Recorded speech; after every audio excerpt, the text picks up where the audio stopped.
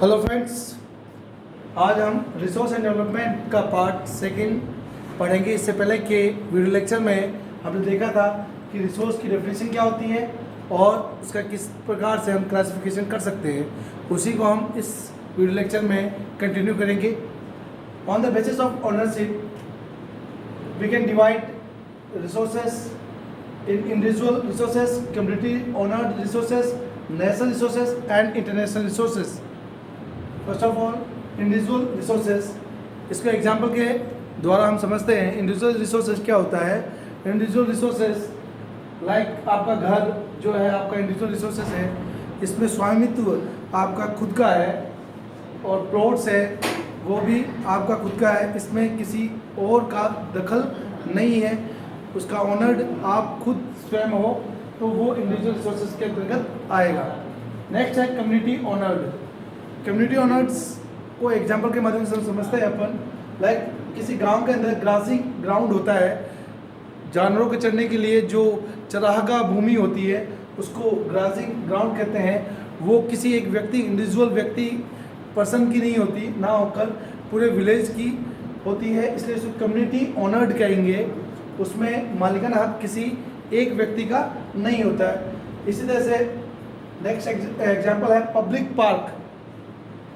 जैसे सिटीज़ के अंदर पब्लिक पार्क होते हैं, उसमें कोई भी व्यक्ति जा सकता है, घूम सकता है, शाम को सुबह को। उसके लिए जो भी वहाँ की जो नगर पालिका होती है या वहाँ की जो लोकल अथॉरिटी होती है वो जो भी टिकट रख सकती है चाहे तो, लेकिन उस पर जो अधिकार होता है वो किसी इंडिविजुअल व्यक्ति का ना होकर पूरी कम्युनिटी का होता है। नेक्स्ट एग्जांपल गवर्नमेंट स्कूल्स, इसको भी हम इस कम्युनिटी ऑनर्ड रिसोर्स के तहत एग्जांपल के रूप में ले सकते हैं, क्योंकि ये सभी के लिए होती है, ना कि किसी इंडिविजुअल व्यक्ति के लिए। Next example national. इसमें एग्जांपल देखते हैं हम, जैसे हमारे रोड्स, हाईवेज जो होते हैं, रेलवेज होते हैं और मिनरल्स जो हमारे अर्थ के अंदर निकलते हैं, उन सब पर जो ओनर्ड होता है वो उसका वो नेशनल हमारी सेंट्रल गवर्नमेंट होती है, तो इसको नेशनल रिसोर्सेज कहेंगे, क्योंकि उनकी ऑथराइज जो होती है वो नेशनल गवर्नमेंट होती है, राष्ट्र संपदा होती है वो। इनको लाइक पॉलिटिकल बाउंड्रीज जो होती है उसका स्वामित्व भी जो है नेशनल गवर्नमेंट होती है। इसी को आगे देखते हैं टेरिटरी वाटर। टेरिटरी वाटर क्या होता है कि इसको आप समझ सकते हैं, जैसे देखिए अपना कोस्टल एरिया जो है इंडिया का, उसको देखिए आप, उस जो ओशन होता है इस साइड अपना, जैसे ओशन है अपना हिंद महासागर, तो वहाँ देखिए ये आपको 12 नॉटिकल तक जो एरिया होता है वो नेशनल रिसोर्स के अंतर्गत आता है। ठीक है, 12 नॉटिकल तक का जो एरिया होता है वो नेशनल रिसोर्स के अंतर्गत आता है। इसकी अगर किलोमीटर में कन्वर्ट करें हम तो 22.2 किलोमीटर होता है। नेक्स्ट है international resources. The oceanic resources behind 200 kilometre of the exclusive economic zone. देखिए जैसे मैंने आपको बताया अभी कि 12 नॉटिकल तक जो एरिया होता है वो नेशनल रिसोर्स के अंतर्गत आता है।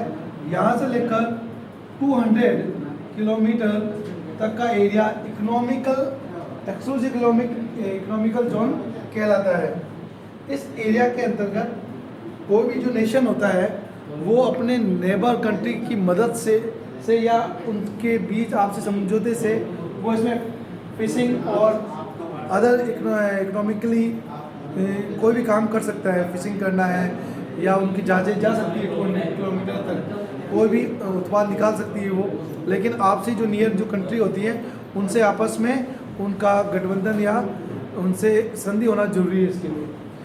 आफ्टर 200 किलोमीटर, 200 के बाद का जो एरिया होता है वो ओपन ओशन कहलाता है।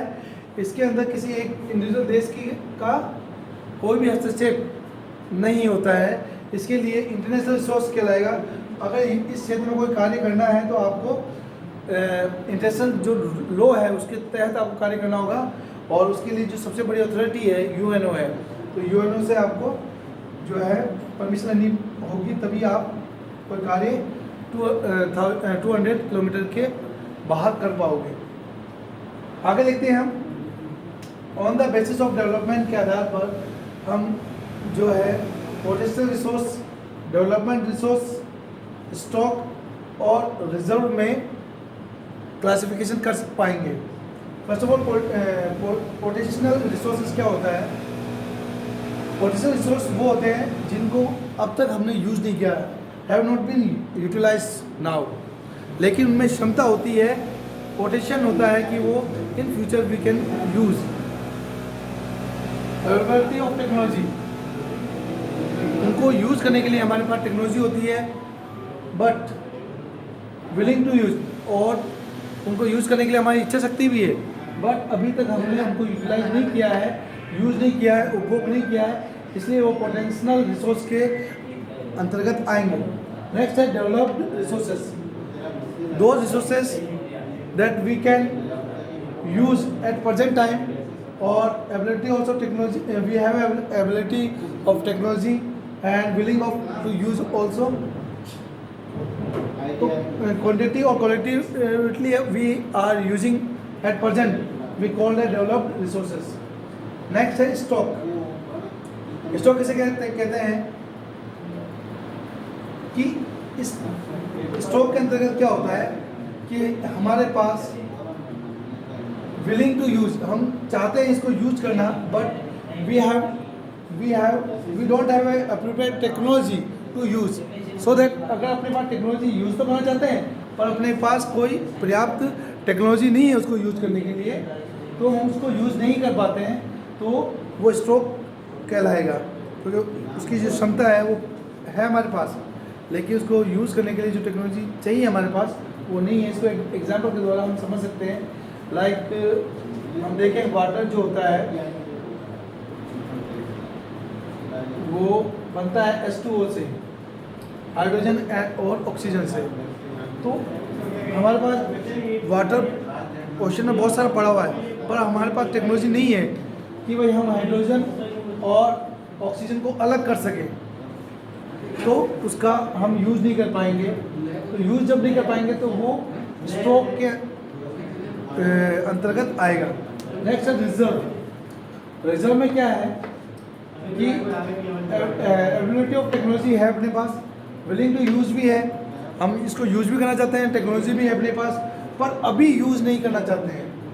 हम अभी यूज़ नहीं करना चाहते हैं, इन फ्यूचर में इसका यूज़ करना चाहते हैं। फ्यूचर में जब हम फ्यूचर में यूज़ करना चाहते हैं, अभी यूज़ नहीं करना चाहते हैं, तो वो कहलाएगा रिजर्व कैटेगरी के अंतर्गत आएगा। फॉर एग्जांपल हम देखते हैं हाइड्रो पावर और हाइड्रो इलेक्ट्रिक पावर।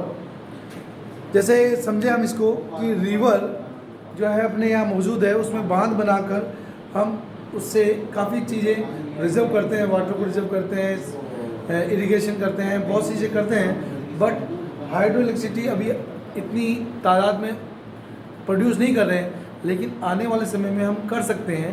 तो ये जो कैटेगरी आएगी वो कहलाएगी reserve category. Okay, so I hope you can understand this classification, और इसको आगे अगले लेक्चर में कंटिन्यू करेंगे। Thank you.